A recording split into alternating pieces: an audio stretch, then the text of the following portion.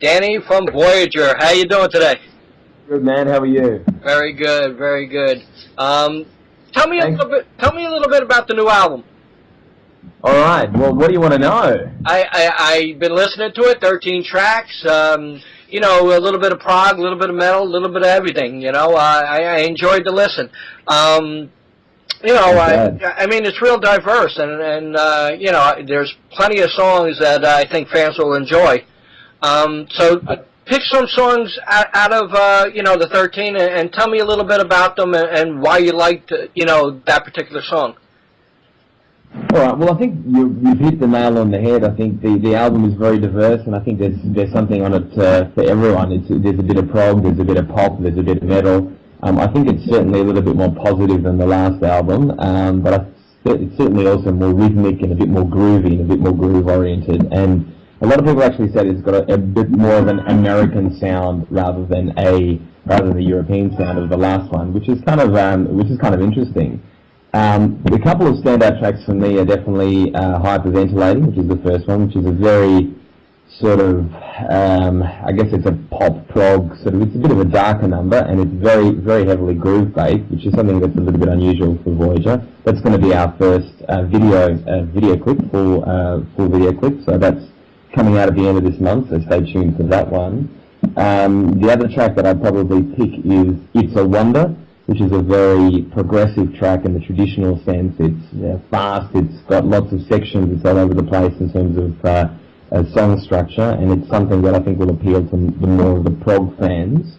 And finally, a standout track for me is the final track, which is Seasons of Age, which sort of almost goes into jazz chord territory without losing that sort of Voyager melodic catchiness. And I think that's just one of the most unique songs that we've ever written. And when I show people that song, they kind of go, "Well, I've never heard anything like this." So that to me sums up the album and sums up the Voyager sound. I want people to say, "Hey, I've never heard anything like this. Check these guys out."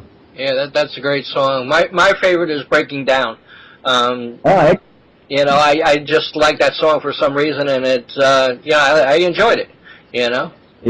It's very much. I thought when we first wrote that and heard it, we thought, wow, this is I guess one of the poppiest songs on the album. It's straight down the line, straight to the point. It's catchy, it's melodic, and interesting. We've had mixed reviews about it. Some people are like, wow, I really like it, and then they heard the rest of the album and they thought, wow, this Breaking Down is my least favorite song. So I'm glad to hear someone's of the other opinion. Great. The band actually started when you guys were in school, right? Yeah, well, at university. Right, so, yeah. Yeah. Wow. You all got together at that particular time?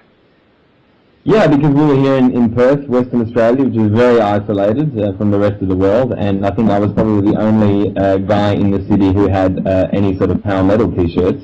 And I remember running I was wearing a Blind Guardian shirt, and I ran into a guy wearing a Gamma Ray t-shirt. It was like, wow, you're my brother immediately. Wow. And we need to start we need to do some power metal, some sort of melodic metal. That's how it all started, I guess. Cool, cool. Now, you're originally from Germany? Yes, that's correct. And you studied law? I did, yeah. And actually, judging by your last name, you sound like you've got a bit of German in you as well. Yes, I am. You know, born or bred or just... I'm from the United States, but, you know, heritage goes to Germany and Scotland. Wow. So... Cool. You know, but I'm not a nasty drunk, you know. Yeah. Neither am I. I'm a very easy drunk, but not a nasty one. Yeah, yeah. So tell me, how do you go from studying law to playing like rock or metal or prog, whatever you want to call it? You got to do two things at the same time. I think a lot of people decide to either go down one path or the other, and I've just decided to take both pathways. And yeah, I work as a lawyer during the day, and then as soon as I come home, the hair comes out and the metal Danny comes out. So it's a nice way to live two lives. Oh, definitely, definitely. Now you people compare you to Simon Le Bon of Duran Duran. Do you like that comparison, or you don't?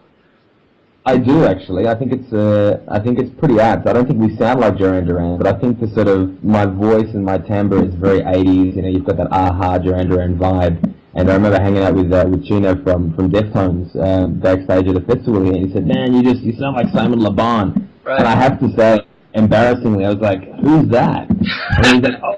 And so he just drags me into his little booth that had been set up for backstage, and he just basically showed me the best Duran Duran songs. Of course, I'd heard Duran Duran, but I wasn't aware that Simon Le Bon was the main singer. So I had a bit of 80s pop education there from Chino from Deftones. Definitely. Tell me a little bit the comparison from your last release to this release. Did you do anything different? Yeah, we did. This was much more of a collaborative effort, whereas the last album was quite introspective, and I guess I had the majority of the input. This was a very much a streamlined process and a very collaborative process from the very beginning.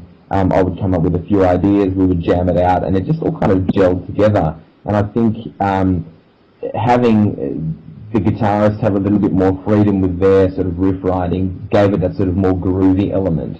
And I think lyrically as well, it's a little bit more positive, whereas the last album, again, was very introspective. It was very much, in search of meaning. This album is a little bit more positive, and it's a little bit more life-affirming. Right.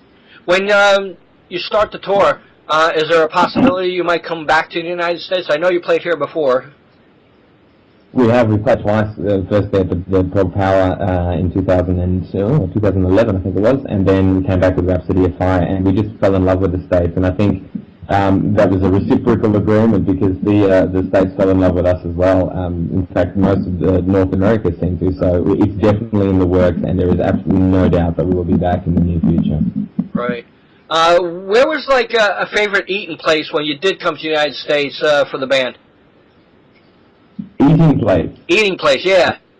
Where you ate.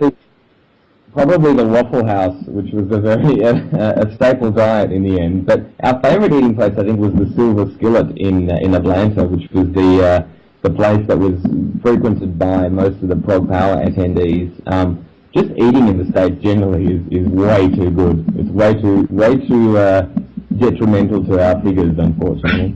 Right. Is there anything special, like, when you play a show that the band asks for, anything like unique or basic? For the rider, you mean? Yes. I generally ask for a bottle of Pinot Noir if it's at all possible. Pinot Noir and chocolate are generally the two odd items on the rider. Sometimes they accede to that request, sometimes they don't, but I'm usually very delighted when they do appear. Right. Now, playing a show in Australia compared to the United States, is there any difference in the crowds? The crowds in the United States are much more active than they are here. Here, I mean, you get the crazy fans here as well, but in terms of movement and crowd interaction, I think North America definitely takes the cake. Right. Now, what's the rest of the year look like for Voyager? What do you, after the release and then, once the album's out, what do you plan? We're going to do, the video will be released at the end of this month, then the release of the album next month, then a small tour in the capital cities of Australia to promote the album, and then our next agenda will be to go to Prog Power Europe in October to play that festival along with Pagan's Mind and Pain of Salvation and bands like that. And on the way there, we hope to do a couple of shows in Asia, follow that up with a couple of shows in Europe as well, and then the next stop, hopefully, fingers crossed, will be North America again, because we really can't wait to come back. Cool. Well, congratulations, Danny. Voyager 5 out next month, or at the end of the month. Congratulations. Would you like to say anything to the fans out there? I just want to say thank you to the fans. It's been an overwhelming experience, especially with the crowdfunding campaign. It's just such a wonderful way to interact with fans, and it just makes us feel warm and fuzzy to know that people out there are also feeling warm and fuzzy. Cool. Congratulations, man. Thanks very much, Brian. Talk to you later. Bye-bye. Take care. Bye.